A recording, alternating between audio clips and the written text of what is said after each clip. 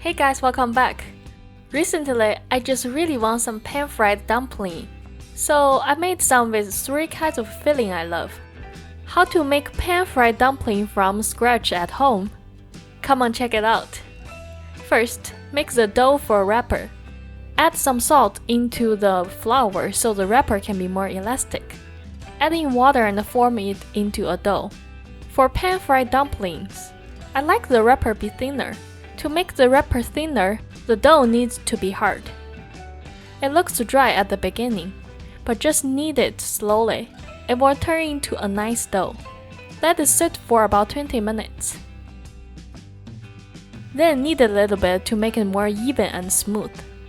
You can buy some wrapper from store, but I like to make it myself since it tastes better. Leave it aside for later use. Next, let's go make the filling. Today I will use ground pork as base. Then add in 3 kinds of veggies to make a 3 different flavor filling. This way, it's not too much work even you make 3 different fillings. Chop the cabbage into mince. Then add in a lot of salt and let it sit. Then chop shiitake mushroom and celery into mince too.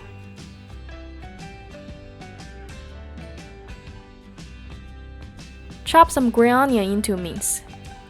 Slice the white part a little bit first so the mince can be smaller.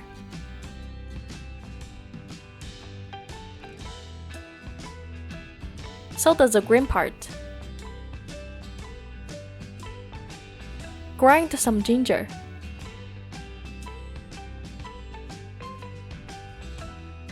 The celery and the mushroom need to be boiled a little bit. Not too long, boil for 1 to 2 minutes is fine.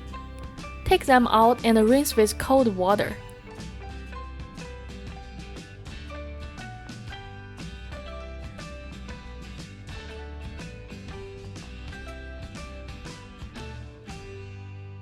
Let's go back to check the cabbage.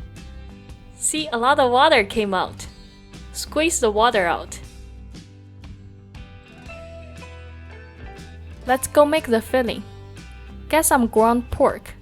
Add in soy sauce, brown soy sauce, oyster sauce, red peppercorn powder, white peppercorn powder, a little bit MSG, grind ginger and some sesame oil.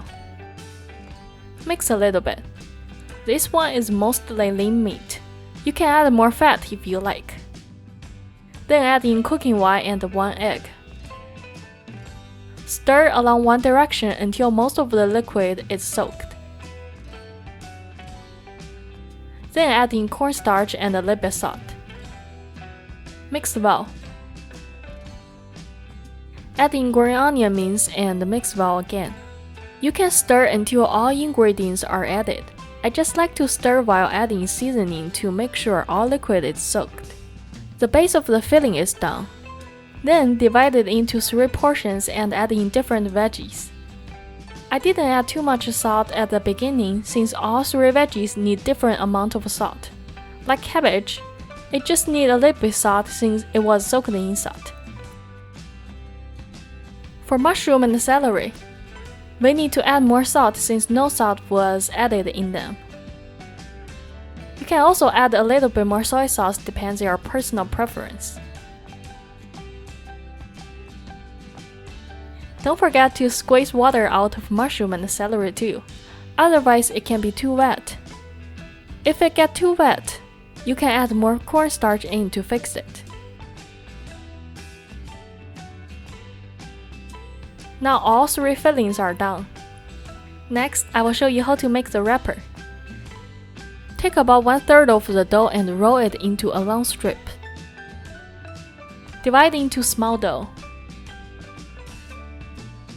Press them to make them flat and circular. Put some flour so it won't stick. Then roll with a rolling pin. Here's how to roll it. Roll once, rotate couple degree. Then roll again, rotate again. Roll, rotate, roll, rotate, roll, rotate, until you get a nice wrapper has thicker center and thinner edge. For pan-fried dumpling, we want the wrapper be pretty thin so it can be cooked fast. Like half to 1 mm thin is good. If you are making boiled dumpling, I don't suggest to make the wrapper too thin, since it may break. Just need a little bit of practice, you can roll them very fast. If it gets sticky while rolling, you can add more flour on both the rolling pin and the surface. Stack them together so they won't dry out. Don't forget to put some flour in between so they won't stick. I remember when I was in China, I made dumpling with my parents. We work as a team. I roll the wrappers, and my mom and dad makes the dumpling. There's no need to stack them since I can barely get enough wrapper for both of them. Prepare a plate. Put on some flour and a piece of parchment paper. We can put the dumplings on the paper, so it will be easier to remove them when they are frozen. Here's how to make the dumplings. Take the wrapper, put on the filling, as much as you like, as long as you can close the wrapper. Push them to the center a little bit. Lift up the wrapper from two sides and fix the center first. Hold one side of the wrapper and then push the other side and press it. Just like this. Do both sides with the same method. Press hard to make sure they all stick together. You don't need to press too hard since we are making pan-fried dumplings. However, if you are making boiled dumplings, you need to make sure the wrapper are well stick together, otherwise it will break while cooking. Let's look closer.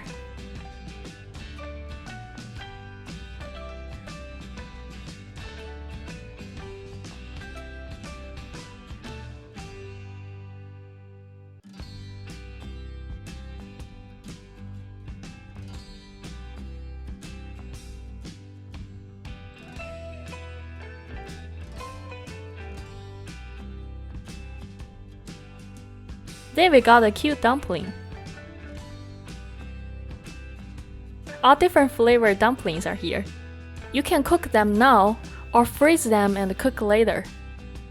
See, it's very easy to take them off the plate. Put it into a bag, then you can eat them whenever you want.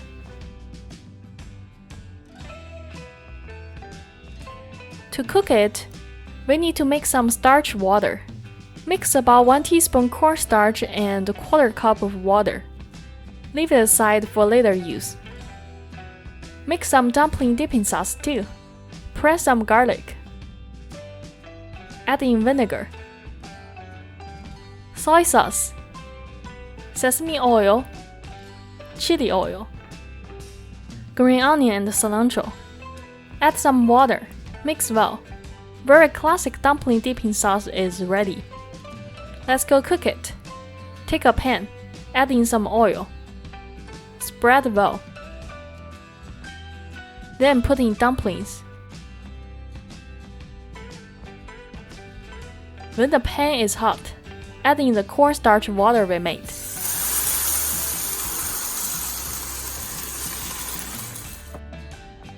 Put the lid on and cook with medium heat. Let the steam cook the dumplings. With this method, we can ensure the dumpling will be cooked well, and at the same time, the bottom will not be overcooked. Cook until the steam is gone, and you can see the wrapper turns clear like this. It's basically cooked. Remove the lid and let it cook a little bit longer to get golden brown. The cornstarch turns into a super thin and crispy layer, like the thin wrapper you can find in old candy. You can add more oil if you want the bottom to be more golden brown. Not only the cornstarch water helps to cook, but also it will make the bottom very crispy. When the bottom turns golden brown, flip over on a plate. It's done. Hahaha, oops, didn't do a perfect job. Dip the dumpling in the sauce we made. Have a bite. The bottom is so crispy and the filling is so tasty with a lot of meat and veggies. That's why I like to make it myself, cause you can add whatever amount of meat and veggie you like. So homemade dumpling is always the best for me.